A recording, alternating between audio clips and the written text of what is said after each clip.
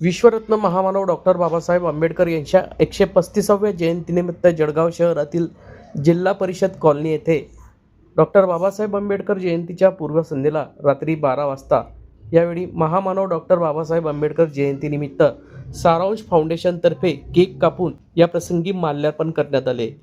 डीजेच्या तालावर एवढी जयंती मोठ्या उत्साहाने साजरी करण्यात आली असून सकाळच्या सुमारास रेल्वे स्थानक येथील महामानव डॉक्टर बाबासाहेब आंबेडकर यांच्या पुतळ्यास यावेळी अभिवादन करण्यात आले।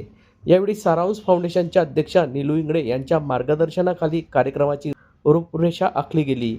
संस्थेचे उपसचिव चंदाताई इंगळे, रंजना मोरे, सोनाली पवार, संगीता बिराडे, अवनी पवार, लता ससाने, प्रभाकर मोरे, संजय इंगळे आदींची यावेळी उपस्थिती होती।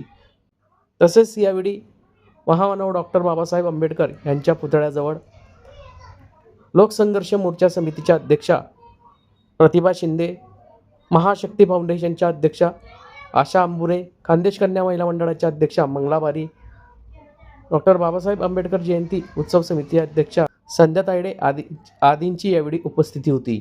तसेच डॉक्टर बाबासाहेब आंबेडकर जयंती उत्सव समितीचे पदाधिकारी मुकुंद सपकाळे, हरिश्चंद्र सोनवणे, माजी मंत्री गुलाबराव देवकर, माजी उपमहापौर करीम सालार यांच्यासह यावेळी पदाधिकाऱ्यांची मोठ्या संख्येने उपस्थिती होती।